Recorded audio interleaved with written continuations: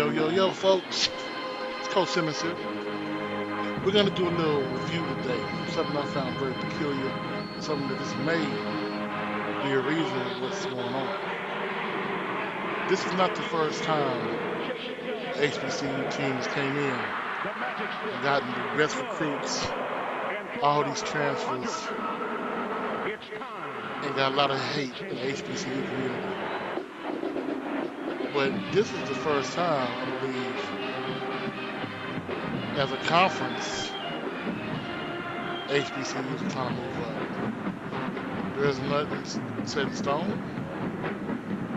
but I'm gonna let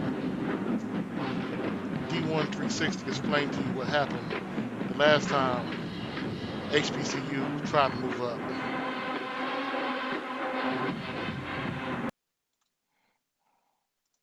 This is my boy D1 360.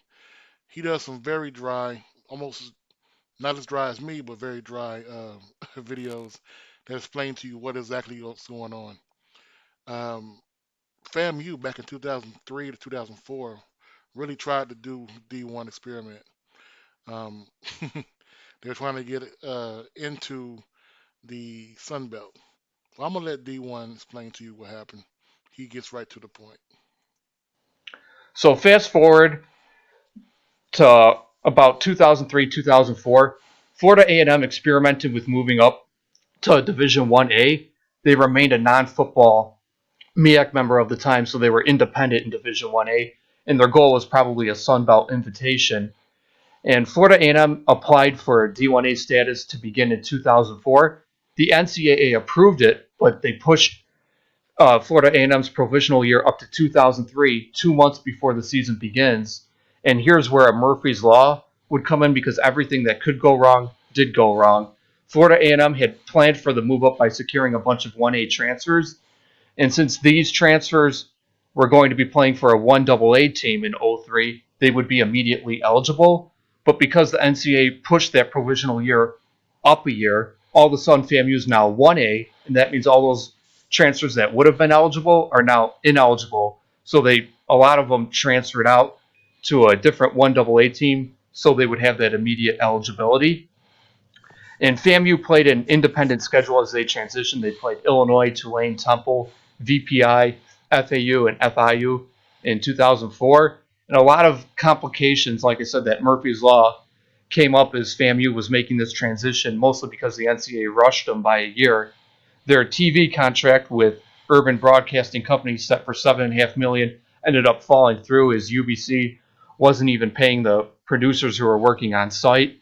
And then FAMU's athletic director teased a stadium naming rights deal worth $20 million that never came to fruition.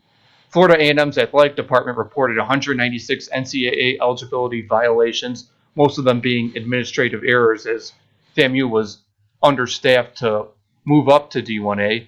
And then Florida A&M couldn't raise the funds quick enough to increase their sports to 16, scholarships to 200, increase staffing.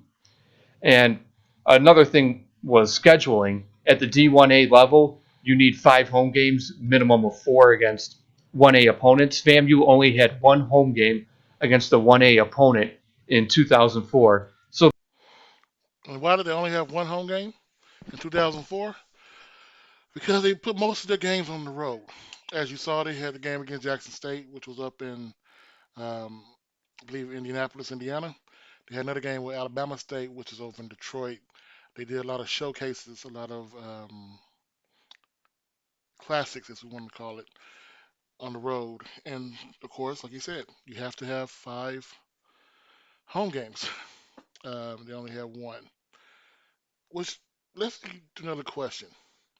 If you're looking at college finances, you're gonna see where the Sun Belt is. 37 million for App State, 13. That's not really gonna be what we can compare the SWAC to.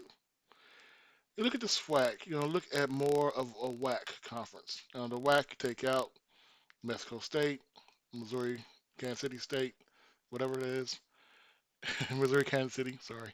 Take that out. And the SWAC compares pretty well with the WAC conference. This is who they're going to fight against. Because you might be saying right now, well, the WAC is the FBS, FCS. I'm sorry. Yes, but the WAC is moving up to FBS. They are moving. This is who the SWAC has to go against. I know SWAC and WAC. I get it. Boo. But this is who they have to look at. And looking at other teams on this roster, other Division One, we're not going to even try the SEC, right? Not going to try the Pac-12, Ohio Valley. Not going to try the Mountain West, the MEAC. Now we're going to take out A&M because they're now going to the SWAC, sorry. But there is no other conference, even the MAC, as far as budget goes, dwarfs anything the SWAC has to offer. But here's the problem with that. If you look at the population of the college students, um, it's very close competitive wise for attendance. Looking at 9,700 for Prairie View A&M, 95 for, sorry, 97 for Texas Southern, 95 for Prairie View, 7,000. These are very competitive, except for these bottom two, which are more, you know, they'll get better, especially with the year Pine Bluff had in football. You look at also the attendance. So this is the attendance. This is off of 2019. Okay, I'm not going to count last year because there was just no games with fans. So looking at this, we have the SEC average of 72,000. Sorry, we're not going to go there. Not going to go to SEC. We're going to attack the MAC on this one because this is the FBS team. 15,530 average. Sun Belt 18,342. Okay. Southwest Athletic Conference 15,266. That's your average attendance. Very close to the MAC.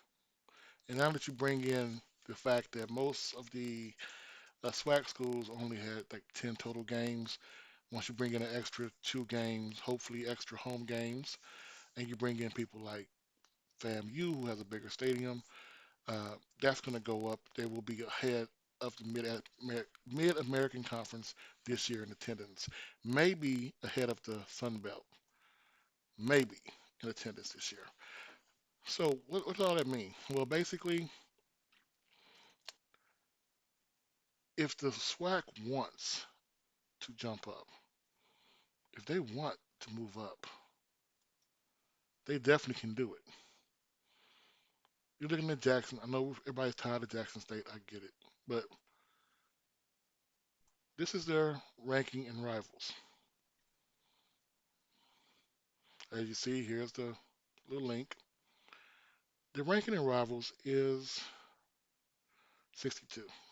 It's tied with 62 with Florida, Arizona State, sorry. Who are they ahead of? Power 5, Pac, Pac-12, Big 10, Big 12, ACC, Mountain West, Independent, or Navy, MAC, Big 10, I mean, Big 10 again, South Carolina, to this SEC, I believe, Big 12.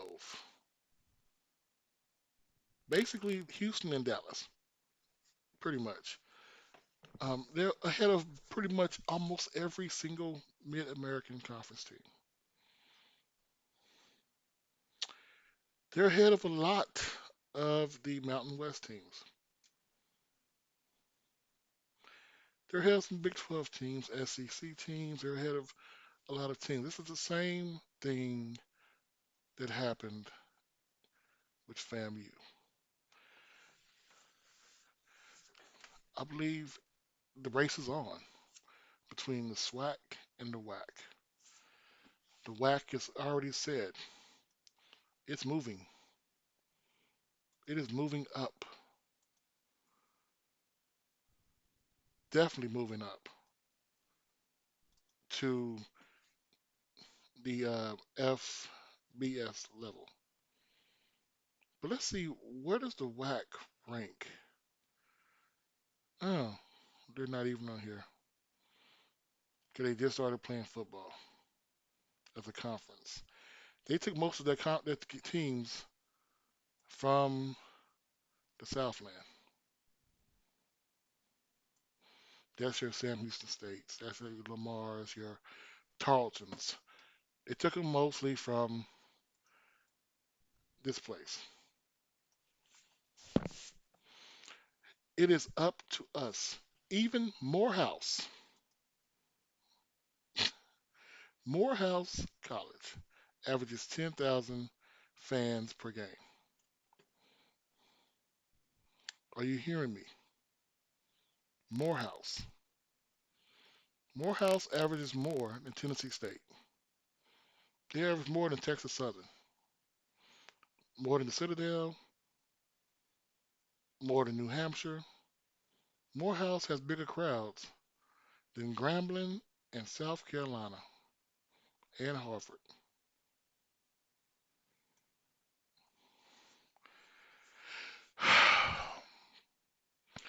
If we can't get Valley